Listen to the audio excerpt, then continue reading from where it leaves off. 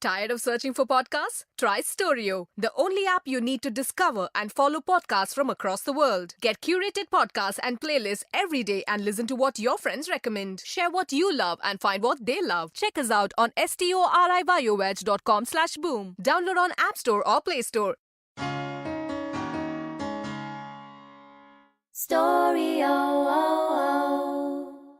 Before we begin our episode, a quick shout out to Hubhopper.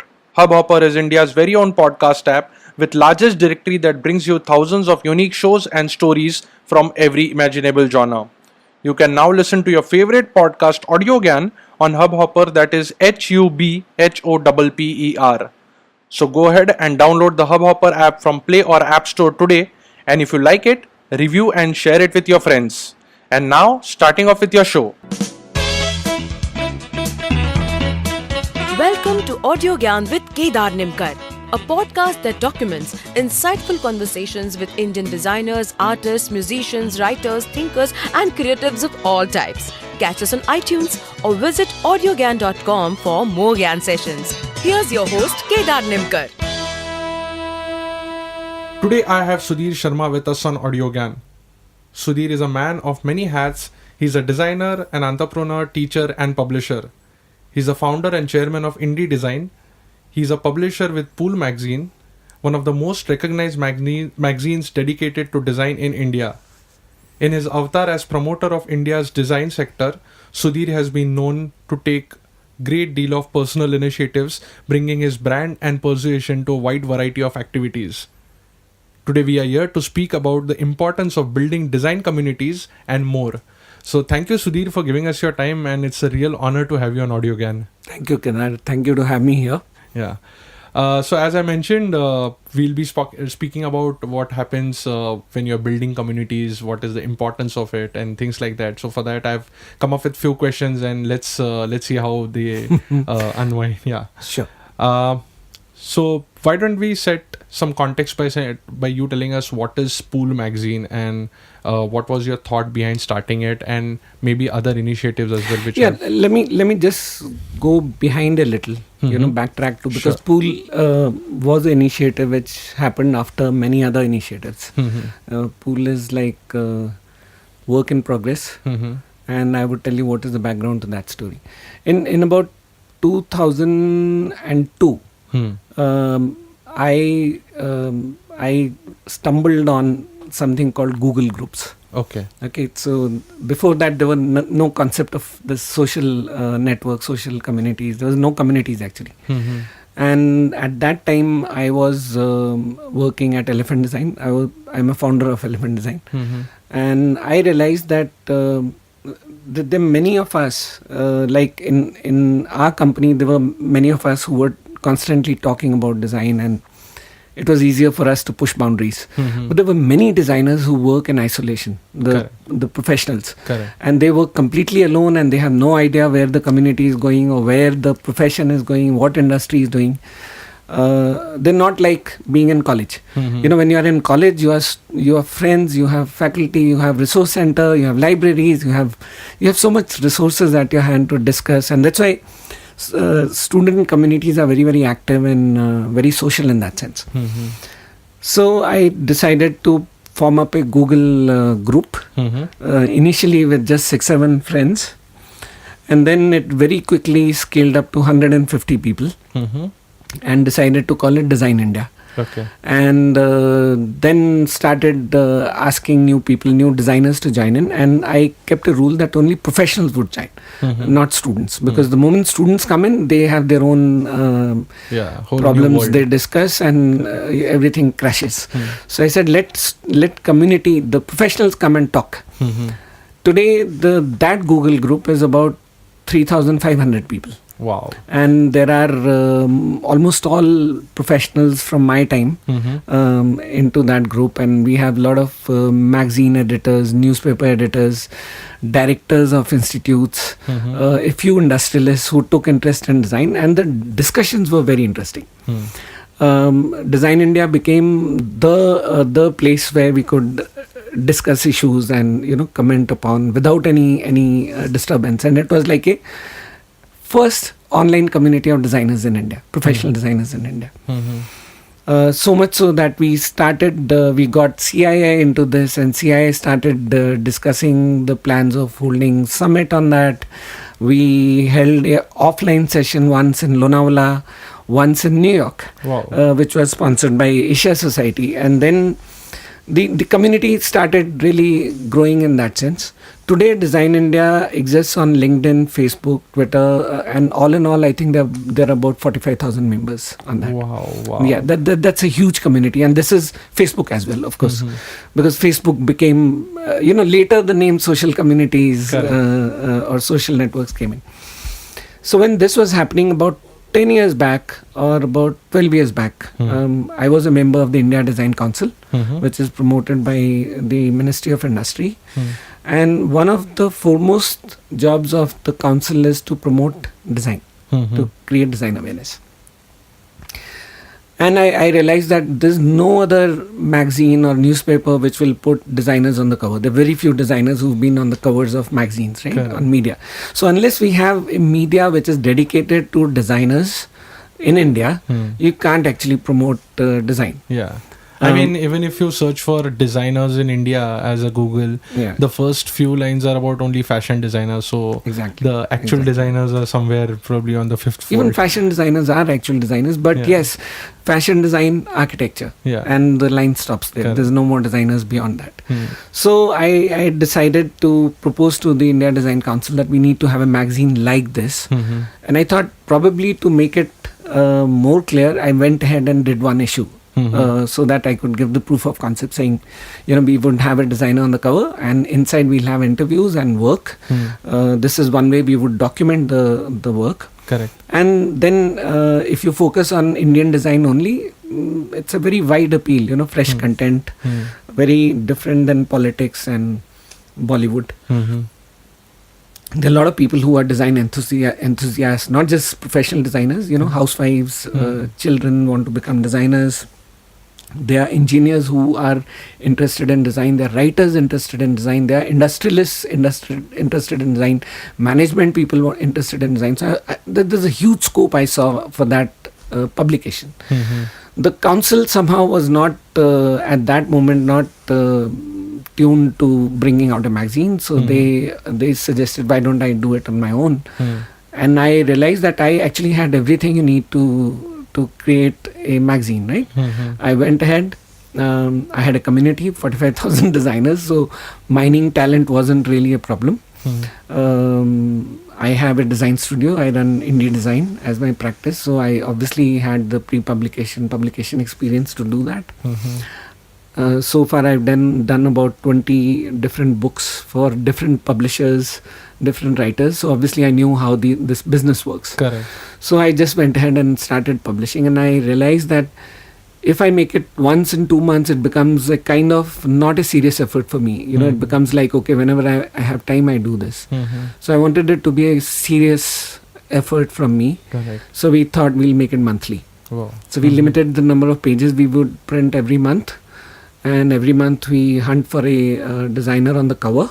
He doesn't have to be a very popular designer or very well-known designer, as long as he has inspiring story and inspiring work for other people. We decided to have that. And inside we keep the variety. We have filmmakers, we have animators, industrial designers, automobile designers, furniture designers, architects, fashion designers, textile designers, a lot of illustrators, artists, engineers. So that way it's a very broad-based magazine, and I'm quite happy the way it's shaping up. We're doing our 95th issue right now. Wow. And luckily, fortunately, in 10 years, the readership is also picking up. It's about 2.4 million people who read it every year. Okay. Then few years back, it's about 5 years back, we started the online version, a website called indipool.com, where we have 7.2 million hits now every year, which is pretty good as well. Then 4 years back, we decided to launch awards for Pool Magazine. They're called India's Best Design Awards. And we're doing pretty well on that. We have next awards coming soon. Yeah, it sounds like quite a feat. Yeah, but it's quite organic in that sense. It's not much which has been done. But the communities, in that sense, I feel activities like this not only make the communities also support these activities. Correct. So they sort of live on each other. Yeah, I mean that's what was going to come next anyways. So what is the importance of these communities? I mean, more importantly, design communities, right? Yeah. So like what kind of impact have you seen in terms of in fact across the board, but especially in terms of giving back to the society, making non-designers sensitive about design? What, like, some impacts which you have seen? Yeah, so many things. I think a lot of us professional designers are bound by the education. The education itself molds you into a certain way to think about what design is supposed to be. In India, for example, design has a huge stake into social impact. Not everywhere in the world, but in India, the design has to be meaningful to our society. Okay, it has to improve life. It has to improve lifestyle. Now that's a thought which is there with designers who are educated in a certain way and at a certain era. Correct. I always say this, that about 15 years back we had only 5 design schools in India. Today we have 500 design schools in India. Is it? Yes. Okay. So you can imagine the kind of explosion in the number of designers. So obviously the values get diluted, right? The only way to imbibe the values that this community or the professionals do their job in nation building, in a way, in making an impact on the society, is to share ideas, to inspire each other, and to get to know why is somebody doing something in a certain way. Correct. And the only way there is by either writing about it or talking about it. Yeah. Talking, you're doing a good job. So writing is what I'm trying to do, document it. But the impact I realize is not just in India and to the new designers. I meet people very often who say, "Sir, I became designer just because I was exposed to Pool magazine when I was in school." And I look back and say, my God, 10 years, yes, that's a long time. There are people who have seen Pool magazine, read Pool magazine, decided to become designers. Okay, Wow. there are parents who have come, taken hordes of design magazines from my office saying this is for their kid. I've had ambassadors writing in from different countries saying, they need more of these copies. I've had studios from US, Japan, Netherlands, many different countries writing and saying this is the only information on Indian culture which they have, which is so fresh from the designer's perspective, right? Correct. How designers see. So I see this as a history in the making. It's the way the history is being made, we're documenting it. Wow, brilliant. Actually, history connects me to, so I would like to rewind back a bit and ask you, why do you think then India was lacking documentation as such? Oh, we still lack it. When we weren't lacking, I mean, because of some efforts from your side and like... I think it's very cultural. India as a society is an oral society. We talk a lot. We write nothing. We don't document at all. All our scriptures and everything, somewhere they got documented, but they were always passed orally to people. And as a culture, I think Indians believe in karma. We believe in doing things and not talking about it. I don't know if you know that even charity is supposed to be done by one hand and not, the other hand should not know it. That is when we call it charity. Otherwise we don't. It's not so in many other cultures. In my lectures, I used to say that India is like, the many other cultures. For example, the Indonesia, Malaysia, these are cultures which are like batteries. You give them something, they store it. Okay, so they store, but they don't create that much. India is like a generator. Okay. We are whizzing past very quick. We don't save anything. We just generate and throw it out. Okay, we generate, throw it out. We don't document it. There are many other cultures which pick up and store it. So if you say Indonesia's basic visual culture is Ramayana. It comes from here. Look at Thailand. Look at Sri Lanka. Look at Vietnam. Look at Cambodia. Look at China. I mean, a lot of Buddhist motifs and things flowing from the thoughts flowing from India have gone there. You go out and you realize, my God, India is a generator of ideas. And it's true for our people, true for my faculty. I mean, such brilliant people, never written an article in their life. Okay. I mean, thank God there was Ranjan. We had tons and tons of writing material from him. But other than Ranjan, not many people write. We have such brilliant professors. They've not written books. They don't give their opinions on things. They don't document them. It's just a culture. That's a new perspective to look at this. Yeah. So how cooperative overall design schools or alumni or other government organizations also, like I don't know, NID won't be it's a affiliated thing. So how like receptive or cooperative these institutions or organizations are in building these communities also, or documenting now that you have started it? See, what I believe is that everybody is making an effort to create a community with the end purpose in mind. Okay, so those design schools are definitely building communities of their own students, and they do bring in other professionals as well. But their end purpose is very clear. It's marketing for the new seats which are there, right? Or brand value of their institute should go up. So those purposes are not really the purposes society needs. I mean, they are commercial purposes needed for them to exist, but not really needed. Other than that, the efforts are very, very rare in terms of building community. I mean, there is a talk we've been having at the India Design Council of building Chartered Society of Indian Designers, which would become a reality sometime soon. And I think that would be one real community of Indian designers coming up. The architects have their own communities. Fashion designers have their own communities. Correct. But designers not seriously, they don't have. Pool magazine is very little. Many people don't even know about it, right? Your Audiogyan is also not known by many people. So these are individual efforts. What I feel is, irrespective of how communities are being built, we should do our bit.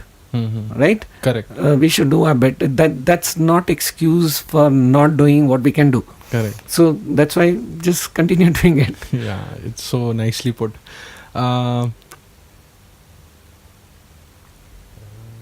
एक minute pause low.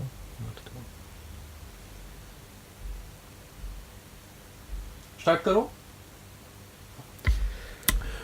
So yeah, Sudhir, I was watching this Netflix documentary called Abstract, where they have taken some 9 designers from different walks of life, like a stage designer, type designer, and in one of the episodes, Paula Scher was there, and she was digging out material which she had done in the beginning of her career. So that kind of documentation, do you think, is required in India? For example, Mahendra Patel, right?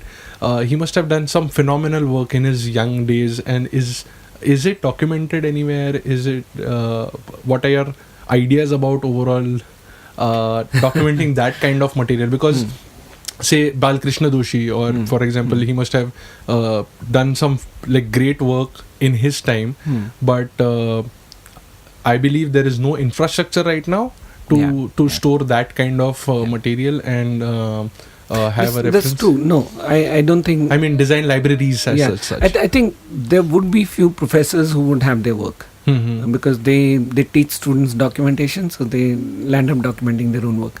Professionals, I doubt. I don't think it is there. Not only professionals, I think even in terms of companies, industry doesn't document their work. Industries don't document their own creative histories. In terms of campaigns, communications, advertising campaigns, they don't. Forget that. So you are saying industries don't document their own products. You know, they come with a product, it's gone. So I can challenge this, that any company, any brand which exists today and was there in, for example, 20 years back. No, forget 20 years back, 15 years back. If they can take out the drawings of that and say, this is how this product was and this is how it was promoted. They don't. So if you go to Philips and ask, say... Philips is a different case study. Philips is not an Indian company. Okay. Philips okay, has a history in Eindhoven and other places that they do document, right? I mean, many people do, but no, we don't have the culture of documentation. And see, many times I look back and say, perhaps it's because we don't need it. Okay, you need to understand a basic difference between the Western culture and our culture. West did not have tradition to look at. Okay, so the traditions were built by the designers. They got bombed in the war, finished, so they started building. Whatever designer does is building a culture. He's actually building a culture, and he becomes an icon. So it's very important what Paula did 30 years back or 40 years back, right? Or 50 years back. It's very important to look at how the Citibank came from wherever, and how it looked in 40 years back. Not so for India. We are so culturally rich that if a designer does something, it's so marginal impact on the culture that nobody even notices it. Right? That's why there are stars who are culture leaders and rock stars, the designers who are rock stars in the West. We will never have designers as rock stars in India because we have a very different role here. So that's why I feel that our purpose is very different than their purpose. Their purpose was to build a culture. We already have the culture. We need to improve lives for our people. We need to make transportation easy. We need to make breathing easy. Yeah, we need to make living easier. We need to make more jobs for people. There is so much different perspective which we need to have. What design needs to do in India. So, any thoughts or have you thought over it? Any opinions on whether we should start doing it now, maybe some years down the line? Because I'm hoping that this Audiogyan, someone listens maybe 10 years down the line. Subrata Bhaumik, a very close friend and a mentor in a way from NID. I learned something from him 15 years back. Okay. He told me start collecting something. It doesn't matter what, whether it's picture postcards or it's packaging of some liquid, or it is some kind of fabric or something. Just start collecting. Make a habit of collecting things, and you would over the years find that you become rich by those collections. And I think I'm collecting Pool magazines, I'm collecting people's work, I'm documenting it, I'm writing about it, and I do look back and say, I look at these 100 different issues of Pool magazine and say, my God, I must be the richest designer in India. With so much work, so many contacts, so many designers which I've covered. I think we should make a habit of collecting things, and this is something that needs to start early in design school. Design school and foundation year, professors should make it a habit that every year create a book of what you did this year. Correct. Your journey. Correct. So that by the end of your 4-year this thing, you have 4 different books, and you continue that later. Like annual reports come from magazine from industry. Every year you have an annual report which is with only financial. Why not have an annual creative review of your company as well, or of what you did this year? Yeah, it helps you to reflect back on your work. Absolutely. Also, how you have evolved. I think it becomes, the difference is marginal every year. But if you look back 15 years or 20 years back or 10 years back, then you realize, my God, I used to do things like this. Sometimes you're embarrassed about those things. Sometimes you say, oh, I was so good and look what happened to me now. Correct. Yeah. Both ways. All right. I would like to conclude with one last question, which is what is the future of these communities, various platforms, Pool magazine, and how will they help society or designers by designers at large? I think the simple answer is what I already gave you, that if we can start aligning thoughts of why we do what we do, okay, and inculcate that into the younger designers and put that out, that designers are supposed to help society. That's our role in India. Okay, even if you are doing a commercial work, you are creating a visual culture, you are creating a piece of art, you are communicating something, and we become more socially responsible. I think if we can put that message out, or if that is the impact which happens, communities are helping in some way. But very frankly, I don't know which way it will go. So best is just go with the flow and let it happen, and let's see. Wow. That's inspiration as well, and leaving up to karma again. Yeah. I mean, that's all you can do. Correct. Do best at this moment, Yeah. so that when you reflect back, Yeah. you don't regret. You said, okay, I did what I could. Mm-hmm. Cool. Yeah. Any message you want to give to the listeners, like aspiring designers and people? Yeah, okay. I always give one message to students when I'm lecturing, so I'll just give the same message here. You need to integrate in 3 different ways in your professional life when you start working. One is locally, so that means if you're in Pune, integrate with Pune as a city, or you're in Delhi, integrate with Delhi politics or roads or something locally. You must be locally integrated. Don't stay aloof.